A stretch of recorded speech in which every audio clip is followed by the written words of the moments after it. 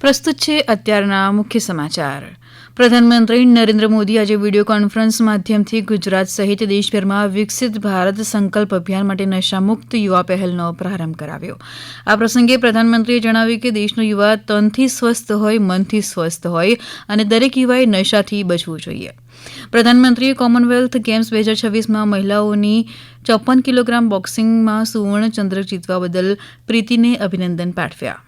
યુવા બાબતો અને રમતગમત મંત્રી ડોક્ટર મનસુખ માંડવિયાએ આજે નવી દિલ્હીમાં સન્ડે ઓન સાયકલના 84માં સંસ્કરણમાં હાજરી આપી.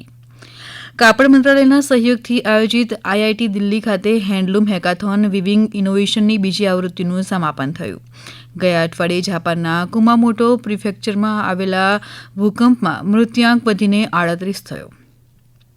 અમેરિકામાં પૂર્વી વોશિંગ્ટનમાં ઉત્તર પશ્ચિમ ભાગ સ્પોકેનમાં જંગલમાં લાગેલી ભીષણ આગના કારણે હજારો લોકોનું સ્થળાંતર કરાયું. તહેરાન અને મધ્ય પૂર્વના દેશોએ સંઘર્ષ વિરામની વિનંતી કર્યા બાદ અમેરિકાએ ઈરાન પર લશ્કરી હુમલા સ્થગિત કરવાનો નિર્ણય કર્યો. પાકિસ્તાની સુરક્ષા દળો દ્વારા વધુ 5 નાગરિકોને બળજબરીથી ગુમ કરવામાં આવ્યા હોવાનો માનવ અધિકાર સંગઠને આરોપ લગાવ્યો. રાજ્યમાં અત્યાર સુધી 65.58% સરેરાશ વરસાદ વરસ્યો. સૌથી વધુ દક્ષિણ ગુજરાતમાં 95%, જ્યારે સૌથી ઓછો કચ્છમાં 28% વરસાદ.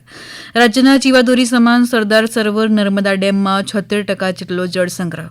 અન્ય 206 જળાશયોમાં 57% કરતાં વધુ પાણીનો સંચય. છલકાઈ જવાના કારણે 33 ડેમ હાઈ એલર્ટ પર. વરસાદગ્રસ્ત વિસ્તારોમાંથી 70,000 કરતાં વધુ લોકોનું સ્થળાંતર, જ્યારે 9,600 કરતાં વધુ લોકોનું રેસ્ક્યુ કરાયું. એનડીઆરએફની 17, એસડીઆરએફની 33 અને 6 સૈન્યની ટુકડીઓ દ્વારા બચાવ અને રાહત કામગીરી. વરસાદના કારણે 33 સ્ટેટ, 46 અન્ય અને 528 પંચાયતના માર્ગો સહિત 607 માર્ગો પર અવરજવર બંધ. મુખ્ય સમાચાર પૂરા થયા. હવે પછી આપ બપોરે 1:20 રાષ્ટ્રીય સમાચાર સાંભળી શકશો.